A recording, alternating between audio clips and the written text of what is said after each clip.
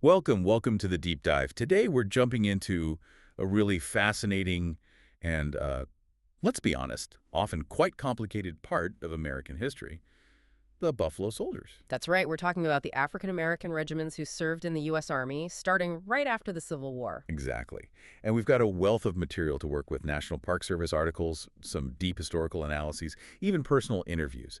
So our mission today is to really dig into all of that. Yeah, pull out the key insights, understand their resilience, their bravery, their impact. It's quite a story. It really is. We want to explore the crucial roles they played, especially in shaping the American West, their valor in major conflicts. But also, we absolutely have to confront the systemic racism and the historical erasure that often try to diminish everything they did. Right. It's not just about what they did, but understanding why their true story, often obscured by prejudice, frankly, is so vital to the bigger American picture. Precisely. We need the authentic story, not just the sanitized or sometimes the deliberately misleading version. Okay, so let's set the scene. To really get the Buffalo Soldiers, you have to understand the world they stepped into right after the Civil War. We're talking 1865 onwards. Slavery is abolished. Monumental. A promise of freedom. Huge. But the reality on the ground for African Americans: opportunities were scarce, acceptance, often non-existent, sometimes violently opposed. Civilian life was incredibly tough. And the nation itself was, well, reeling, war-torn, divided, but also gripped by this idea of westward expansion, manifest destiny. This push across the continent. And it's crucial to remember, African Americans weren't new to military service, not at all. Absolutely not. They fought in the Revolution, the War of 1812. And nearly 180,000 served in the Union Army during the Civil War.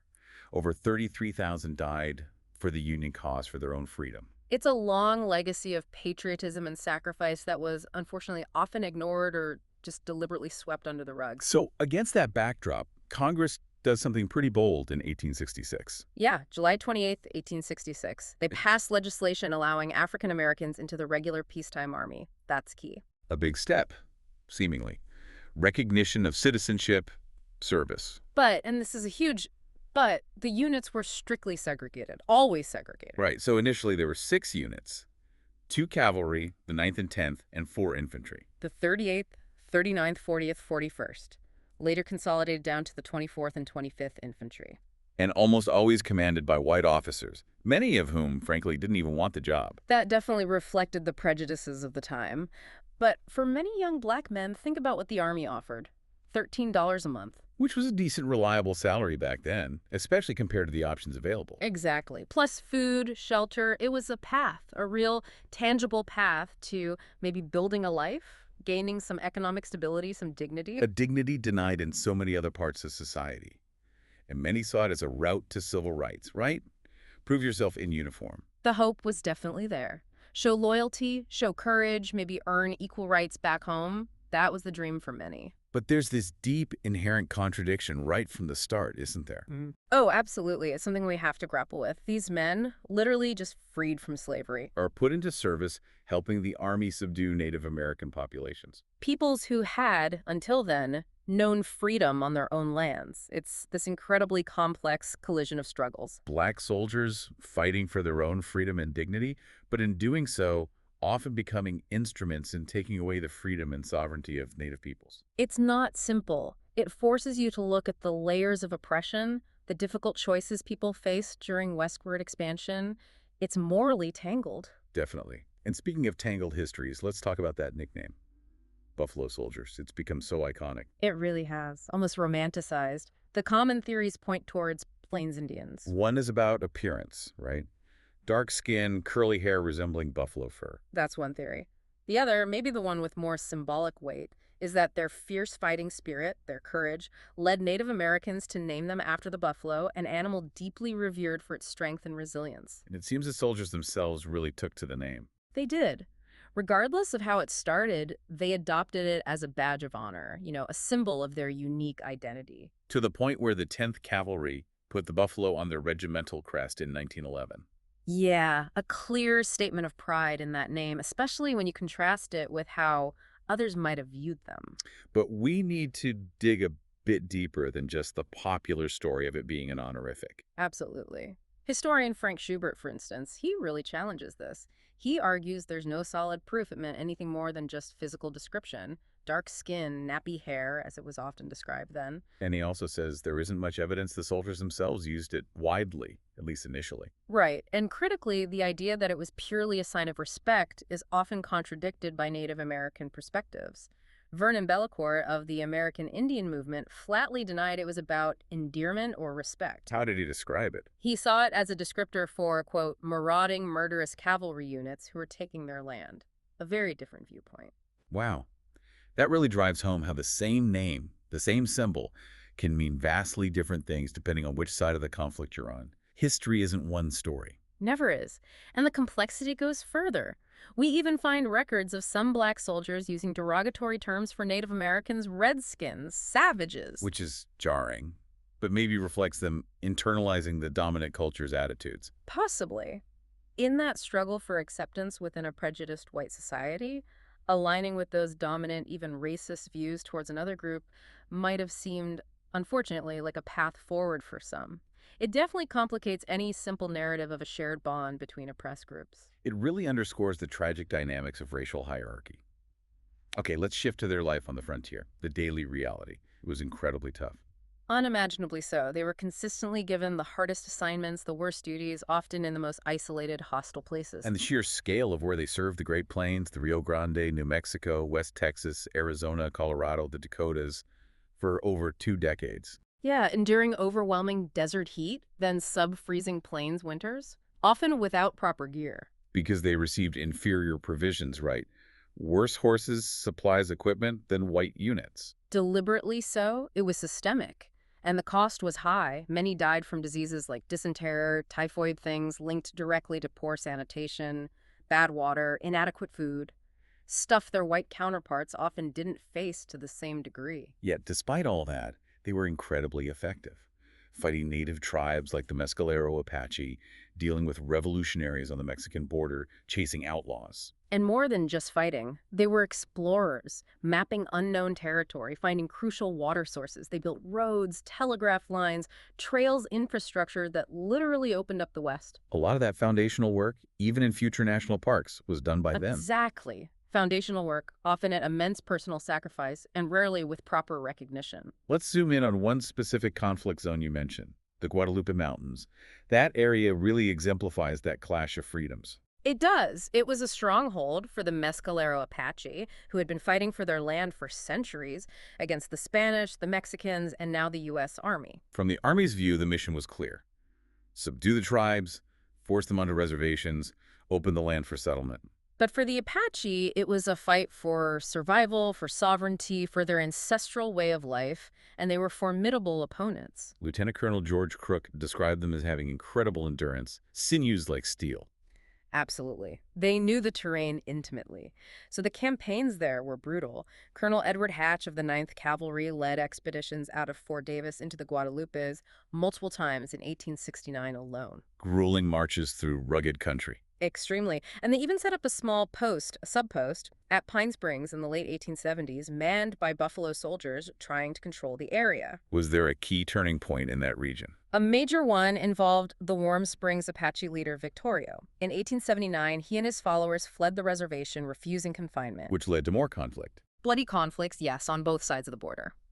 One of the last big skirmishes involving Buffalo soldiers was at Rattlesnake Springs, August 6, 1880. What happened there? It was about water, a critical resource. The 10th Cavalry, under Colonel Benjamin Grusin, did something extraordinary. They marched 65 miles in just 21 hours. 65 miles in less than a day. To beat Victorio to that water source, they got there first, denying him that advantage. Victorio escaped to Mexico, but was killed later. That action, though, effectively marked the end of the Indian Wars in West Texas. It shows their incredible determination and capability even under pressure. Absolutely. Their consistent performance over decades proved they were invaluable soldiers, always on the toughest assignments. Okay, now let's pivot to something completely different but equally remarkable. The Bicycle Corps. This sounds almost unbelievable. Right. The 25th Infantry Regiment Bicycle Corps. In 1897, they undertook this massive 1,900-mile journey, Fort Missoula, Montana, all the way to St. Louis, Missouri, on bicycles. 1,900 miles was the point. To test the idea of using bicycles for troop transport, this was way before cars were common. Could bikes be effective militarily? So who was in this corps? 20 soldiers, 2 officers, including Lieutenant James A. Moss, who was a real driving force, and a reporter documenting it all. And they weren't just riding regular bikes, I assume. No, A.G. Spaulding developed a special military model. Stronger forks, better seats for long rides, metal rims instead of wood, built tough. Still, the conditions must have been brutal. Unbelievably so. They pedaled up mountains, through forests, deserts, across rivers, on dirt trails, unpaved roads, sometimes even railroad tracks to avoid the gumbo mud. And faced all kinds of weather. Snow, sleet, hail, rain, intense heat. The bikes loaded with gear weighed nearly 80 pounds. And get this, most of the men only learned to ride during training for this trip. That's incredible. Had they done anything like this before? They did a trial run in 1896, a round trip to Yellowstone, about 800 miles. That went well, proving it was feasible. So what was the verdict after the big 1,900-mile trek? Lieutenant Moss called it an unqualified success. They averaged almost 56 miles a day when traveling. His conclusion: a bicycle corps could travel twice as fast as cavalry or infantry, at 1/3 the cost. Clear benefits. A clear success, innovative, pushing boundaries. So naturally, the Army embraced it. Well, here's that bitter irony again. Despite the proven success, the Army disbanded the Corps. They favored moving towards mechanized infantry instead. Even though the bikes were clearly effective then. Exactly. And adding insult to injury, look at their reception. Initially, in the northern parts of their route, they got warm welcomes, cheers. But as they went further south, Into Missouri, attitudes changed. More discrimination. Turned away from farms, denied service. In St. Louis, the officers and troops had to eat separately. Their achievement was met with racism. it's a pattern, isn't it? Success met with prejudice, their positive contributions undermined. It's a depressingly consistent theme. And that discrimination wasn't just from civilians, it was deeply embedded within the military itself. You mentioned white officers often resented commanding black units, like Custer refusing. Yeah, Custer famously refused command of the Ninth Cavalry, risking his rank. That attitude wasn't uncommon, and it translated into tangible disadvantages. The inferior food, horses, equipment we talked about, Right. The worst horses, outdated weapons sometimes, and they were often posted to the most remote, unhealthy locations, living in poor conditions. which led to higher rates of disease, while white units got better supplies, better posts. It was a deliberate system of disadvantage. But here's what's remarkable. Despite all of that. Their performance records were often better. Exactly. Lower rates of alcoholism, fewer court-martials, significantly lower desertion rates compared to white soldiers on the frontier. More disciplined, more resilient. Even the communities they were protecting were sometimes hostile. Often, yes, which is just staggering. Protecting settlements that viewed them with suspicion or outright hatred, sometimes leading to violence against soldiers, even lynchings back east. So their efforts, their sacrifices, often went completely unappreciated, unrewarded. That's the tragic reality for many of them, and this lack of appreciation extended to formal recognition, like medals. Let's talk about that, the Medal of Honor disparity during the Indian Wars. It's stark. Over 400 medals of honor awarded overall for that period, mostly to white soldiers. And how many to African-American enlisted men who were fighting for 25 years on the front lines? Only 18. 18? That's incredibly low. It screams double standard. It absolutely does. Black soldiers basically had to perform acts of almost superhuman heroism just to get noticed by a leadership structure inclined to overlook them. The bar was significantly higher. So their heroism had to be undeniable, witnessed by multiple white officers, just to even be considered. That seems to be the case. It was a clear manifestation of the systemic bias working against them, actively diminishing their documented valor. And you mentioned historian Frank Schubert earlier. He challenges another idea, right? The myth that their combat record was vastly superior in terms of quantity. He does. He points out their participation rate in engagements, about 13%, was actually proportional to their numbers in the Army at the time. So they were definitely active, definitely crucial, but not necessarily carrying a disproportionately larger combat load than white units overall. Exactly. It's about getting the history right, acknowledging their vital role without creating new myths. They were deeply involved, just not statistically overwhelming every other unit in sheer number of fights. Their significance wasn't just quantity, but the quality of their service under duress. Okay, let's look at a specific tragic case that exemplifies this injustice. Henry O. Flipper. A truly remarkable and ultimately heartbreaking story.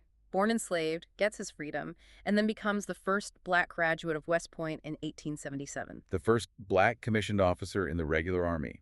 Served with distinction, fought Apaches, built infrastructure. An exemplary record. But then, in 1881, his commanding officer, Colonel Shafter, who was known to be prejudiced, accuses him of embezzlement. Charges he was cleared of, right. Cleared of embezzlement by a court-martial. But they still found him guilty of conduct unbecoming an officer. A vague charge, widely seen as racially motivated just to get him out. So his career was destroyed based on a flimsy, likely fabricated accusation. Precisely. Dishonorably discharged. He spent the rest of his life trying to clear his name. And the pardon only came when? Posthumously, from President Bill Clinton in 1999, over a century later. It's just a blatant example of how prejudice could manufacture cause to destroy a black man's success and service. It fits that pattern. We're seeing positive contributions met with unjust backlash. And this pattern continued right into the Spanish-American War. 1898, a war that was different because troops were somewhat integrated in Cuba. Yes, black and white soldiers fought side by side to a degree which was unusual for the time. About 3,000 black soldiers, many experienced Buffalo soldiers, served there. And they were crucial in key battles, Las Guasimas. The 10th Cavalry basically saved the Rough Riders and others who were pinned down, forced a Spanish retreat. And the famous charge up San Juan Hill. Kettle Hill. Buffalo soldiers of the 9th and 10th Cavalry were right there with the Rough Riders, among the first to the top. Sergeant George Berry carrying 2 sets of colors, incredible bravery under fire. Their gallantry was undeniable, pivotal even. And recognized, initially. 5 Medals of Honor, 29 Certificates of Merit went to black troops. Edward Lee Baker rescuing a drowning comrade under fire. 26 Buffalo soldiers died in Cuba. So Theodore Roosevelt, leading the Rough Riders, praised them at the time. He did. Initially, he said something like, no one can tell whether it was the Rough Riders or the black men of the 9th Cavalry who came forward with the greater courage. High praise. But then, he changed his tune. Dramatically. In his book, The Rough Riders, written when he was eyeing the presidency, the story shifted. He called black troops shirkers who needed white officers to lead them. That's a complete reversal, Yeah. and completely false based on his own earlier words and the battle records. Absolutely false. It was a politically motivated revision of history. He cultivated reporters, commissioned paintings that glorified his role, and minimized or erased the black soldiers. Manufacturing a narrative to boost his own image, at the expense of the black soldiers whose bravery he initially acknowledged. It's a textbook example of how powerful figures can manipulate historical accounts to serve their own ambitions and reinforce racial biases, a calculated backlash against their proven valor. And that leads us to perhaps the most infamous incident of this backlash, the Brownsville Affair in 1906. A truly shameful episode. The 25th Infantry, an all-black regiment, was stationed in Brownsville, Texas. Racial tensions were already high. A shooting happens in town. 1 white civilian killed, 1 injured. And immediately, with zero proof, the white townsfolk blamed the black soldiers. Despite their commanders testifying the men were in the barracks. Yes. But President Theodore Roosevelt again steps in. He orders the dishonorable discharge of 167 soldiers. 167 men. On what grounds? An alleged conspiracy of silence. He claimed they knew who did it and wouldn't say, even though there was no evidence any of them were involved. Collective punishment based on race. The impact must have been devastating. Mingo Sanders, the Bicycle Corps veteran, Spanish-American war hero, Lost his pension just a year before he was eligible. Careers ruined, lives shattered, reputations destroyed by this gross injustice. Injustice took how long? Until 1972. After a historian reinvestigated, Congress finally reversed the discharges, offered minimal compensation to the few survivors and widows left. It's just another stark example of how easily racial prejudice, Yeah. fueled by fabricated narratives, could lead to devastating consequences for these soldiers, even from the highest office. Absolutely. But their service wasn't just about combat and facing injustice. They had another vital, often forgotten role. The national parks connection. Exactly. After the Civil War, the Army was smaller, but had to manage huge areas, including the first national parks, Yellowstone, Sequoia, General Grant. This was before the National Park Service existed. So the Army, including Buffalo soldiers, stepped in as the first park rangers. Essentially, yes. Around 500 Buffalo soldiers served in Yosemite, Sequoia, and General Grant between 1899 and 1904. Their duties were the same as white regiments doing the same job. Protecting the parks from what kind of threats? Timber thieves, poachers, illegal cattle grazing, fighting forest fires. plus building trails, roads, essential infrastructure. And wasn't there a prominent black officer involved? Charles Young? Colonel Charles Young, West Point's third black graduate, highest-ranking black officer of his time, an incredible leader. In 1903, he became acting superintendent of Sequoia National Park. The first African-American superintendent of a national park. The very first. He and his men built the road into the giant forest, the trail up Mount Whitney. They even started what was basically the first park museum in Yosemite. So tangible, positive contributions to conservation and access. Absolutely. Young made forward-thinking ecological suggestions, and their very presence, disciplined and effective, helped challenge racist stereotypes. They even escorted President Roosevelt in Yosemite in 1903. Interesting. Given his later actions, their positive work just kept running up against prejudice. Did this pattern continue into the World Wars? Sadly, yes. Unwavering patriotism met with continued struggle. Spanish-American War, they hoped service would bring equality. It didn't. World War I. They had a proven record by then. Didn't matter initially. The army brass still doubted them, kept them stateside or in places like the Philippines at first, buying into racist myths about combatability. But eventually they were sent overseas. As the war dragged on, yes. Two divisions, nicknamed Buffalo Soldiers and Blue Helmets, fought bravely in France, earned honors from the French. But back home. Still segregation, still prejudice, no change in fundamental rights despite their sacrifices. And World War II. Similar story. Even more stark in some ways.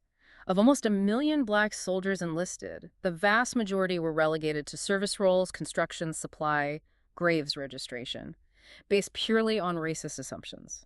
Only the 92nd Infantry Division saw consistent combat. That's right, and they fought valiantly in Italy, again disproving the myths. The pattern held even into the Korean War, always serving, always facing barriers. So when did this finally change? When did the military desegregate? The last all-black units were desegregated in the mid-1950s, but the crucial turning point was President Truman's Executive Order 99881 in 1948. That's the order that mandated desegregation of the armed forces. What prompted Truman, who came from a segregated background himself? It seems he had a genuine, profound change of heart. A key trigger was the horrific case of Isaac Woodard. The decorated black WWII veteran. Yes. Just hours after being honorably discharged in 1946, still in uniform, he was brutally beaten and blinded by a white police chief in South Carolina. Blinding him, that's horrific. It deeply affected Truman. The sheer injustice, the violence against a returning hero who fought for freedoms he wasn't granted at home, it spurred him to act. So his order declared, There shall be equality of treatment and opportunity for all persons in the armed services, without regard to race, color, religion, or national origin, a landmark moment. finally acknowledging the principle the Buffalo Soldiers had embodied for decades. Their consistent performance must have helped undermine the rationale for segregation over time. Undeniably, their service provided constant proof that segregation was based on prejudice, not capability. They paved the way for that order through their perseverance. Let's take a moment to remember some specific individuals whose stories really stand out. Cathay Williams. The only documented female Buffalo Soldier, incredible story, born enslaved, served as a cook laundress during the war, then disguised herself as William Cathay to enlist in 1866. Served for 2 years on the frontier, doing scouting, guard duty. Yes, until illness revealed her identity, got an honorable discharge, just audacious bravery to seek dignity that way. And John Taylor. His story connects different threads. Right. Formerly enslaved, fought for the Union, became a Buffalo Soldier, then settled down and married Kitty Cloud, a Ute woman. So his life helps explore those complex relationships between black soldiers and Native people on a personal level. Exactly. It adds nuance beyond just the military conflict narrative. And connecting to modern times. Mark Matthews. The last known surviving Buffalo Soldier passed away in 2005 at 111. Joined the 10th Cavalry at 15. Served through WWI on the border. Taught horsemanship, retired from the Army in 49, then worked as a guard. His life literally spanned from the early days into the 21st century. An amazing link to that history. For black communities, these soldiers became more than just soldiers, didn't they? Oh, absolutely. They became race heroes, celebrated in black newspapers, art, stories, symbols of strength, patriotism, resilience during times of intense segregation and racial violence. They represented a truth about black capability and loyalty, even when that truth was constantly being denied or attacked. Precisely. Their valor was undeniable, a counter-narrative to the pervasive racism. Which brings us to that idea of the untold story. Is it accurate to say their history was hidden or suppressed? Well, historian Frank Schubert argues pretty strongly that the idea of it being truly untold is largely a myth. Why does he say that? By the late 90s, there were already hundreds of scholarly articles and books about them. General Colin Powell dedicated the Buffalo Soldier Monument at Fort Leavenworth in 92. Very high profile. And they're in popular culture, movies, songs, merchandise. Exactly. Statues all over the West. They're quite visible, culturally speaking. So if the information is out there, why does that untold story narrative persist? What's behind it?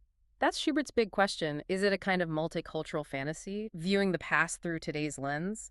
Maybe even unintentionally patronizing, suggesting they needed us to recently discover them. Or perhaps it reflects the feeling that their contributions weren't given their due importance in the mainstream narrative for so long, acknowledging the erasure efforts. Yeah. That's certainly part of the complexity.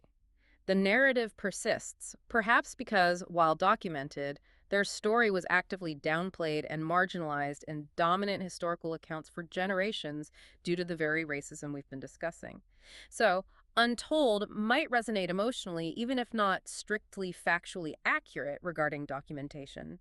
It highlights that ongoing tension around historical memory. It shows how truth can persevere, though. Despite all the efforts to diminish them, their impact is undeniable. Building the West, protecting parks, proving equality and service. Their service fundamentally showed that skin color has no bearing on a soldier's ability. And places like History Colorado's Fort Garland exhibit are now actively working to tell a more complete story, including Native and Black voices confronting the difficult parts. Challenging the old myths. Their history really shows that even against manufactured narratives and systemic bias, the truth of their valor and resilience eventually comes through. It's a testament to their legacy and to the historians and communities who kept their stories alive. So wrapping this up, what's the takeaway for us today? The Buffalo Soldier story isn't simple.